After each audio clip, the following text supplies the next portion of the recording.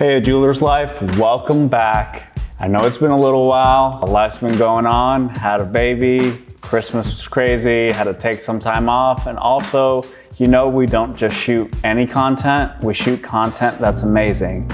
And so today, of course, I've got a special surprise for you guys as always. So today, we're going to be talking about the Audemars Piguet, Audemars. So today we're going to be talking about the AP Royal Oak 15500 ST. I nicknamed it Big Blue because of the dial. You can see it right there. It's a beautiful, beautiful watch. I absolutely love it. Let's pull it out of its box because it really is meant to be worn and enjoyed every single day. So the 15500 ST Blue Dial right now is one of the hottest watches in the market.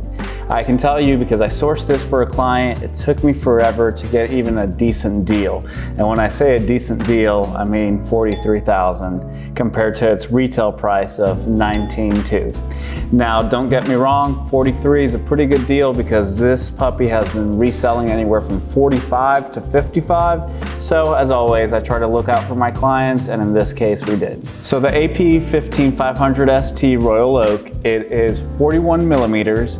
Although it wears a lot bigger than that. I can tell you I've tried it on, worn it around a little bit. I've also got a jumbo, a 15202 BC, and this wears way bigger. This, although being 41, probably wears more like a 43 or even a 44. Not as big as a Panerai or the dreaded Invicta, but it definitely wears pretty big for its size. So this 15500 ST comes with a 10.5 thickness, which isn't too bad considering everything that's going on, especially with that clear back where you can see the movement and all its functions. One of my most favorite things about this watch is the dial. So the dial is a blue galvanized dial with a tapisserie, grand tapisserie pattern, which is really cool. I love it. It reminds me kind of some of the waffle dials and the Panerais, and I know it's an AP, I shouldn't be comparing it to a Panerai, but still, that's what it reminds me of. So one of the things that we all love about AP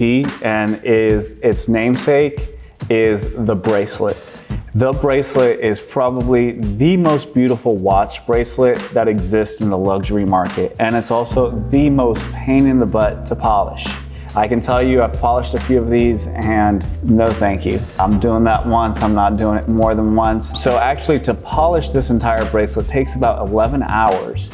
And so each link is made of 3 different parts, and yes, it has to be completely taken apart to polish the links. And then remember, apart from that satin, that beautiful satin finish, you have those high polished beveled areas that need to come out perfect for it to give it that namesake contrast that we can all see from across the room. Now, something that I really love about this watch that I wish Patek would do is that in order to remove the links, they have your traditional screws that you can screw out, and don't get me wrong, it's got a pin on the other side that you have to push out, but I love this because trust me, on some of my Nautiluses, I've had to push those pins out and pull them out, and it is such a pain in the butt, honestly.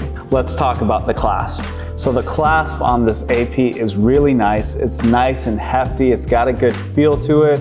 Again, not throwing shots at Patek, but sometimes I feel like their clasps can be a little flimsy. AP does a really good job of that, of making it nice and hefty, and it's something that gives really good balance to both the top and the bottom of the watch while you're wearing it on your wrist. So it comes with the screw down crown, which is really nice. That's what contributes to its 50 meter water depth rating. Really wouldn't recommend maybe more than just some surface swimming with this watch. And if you're wearing a $50,000 watch in the pool, kudos to you. You got bigger ones than I do because I would not jump in the pool with this. All right, and this Big Blue, as I like to call it, comes with the caliber 4302 movement, which honestly is absolutely beautiful. This see-through case back where you can see that 22 karat rotor which not that it's needed, but it's just really cool to have a 22 karat gold rotor just moving around in there and to be able to see all the components. I always criticize Rolex for not doing that, although with some of their new Daytonas and some of their newer models, they've done that. But I'm very glad that AP has always stuck with that, or has stuck with that for a long time now, and that they continue to do so, because you are paying big bucks for what's inside of that watch, and it's nice to be able to see it. So the caliber 4302 movement comes with a 70-hour power reserve, which is an upgrade from the previous 60 hours. So we get an extra 10 hours without having to wind it again. And it does have 32 jewels and 257 parts. I've seen some of the watchmakers that work on this, and honestly, you guys are geniuses. A lot of you guys, I feel like, have those 257 parts memorized, and obviously it has its basic anatomy and functions, but still, if you have 257 parts laid out in front of a table, super tiny parts at that, it's pretty impressive. Now let's talk about the history on the Royal Oak, because we all know when we see this across the room, we know what it is. We know it's an AP, we know it's a Royal Oak,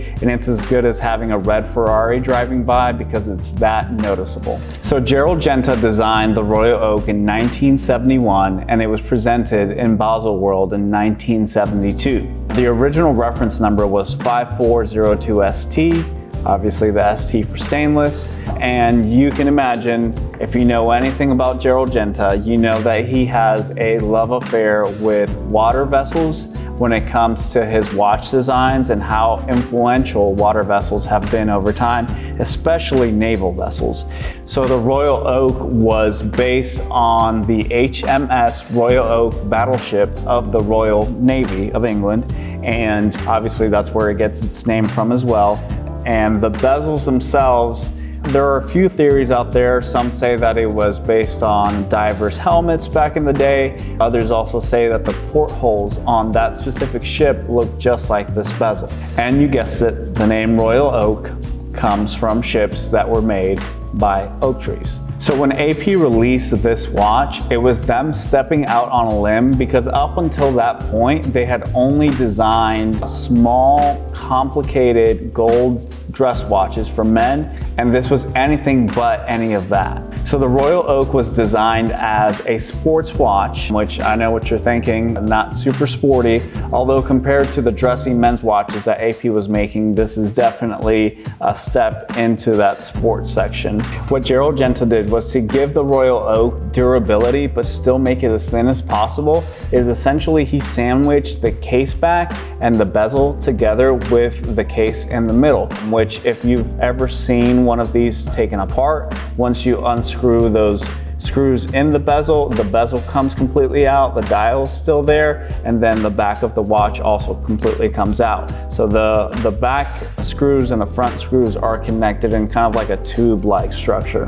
And so like I said, when Royal Oak came out in 1972, it was a huge failure. One, because although this one is a 41 millimeter, back then, the 39 millimeter Royal Oak was the first one to come out, and 39 millimeters at the time was super big. It was bigger than any men's watch that was out there, and men just weren't comfortable wearing something that big. And not just that, but the price was another distinguishing factor, where this watch was stainless steel, but cost as much, if not more, than a lot of other gold watches.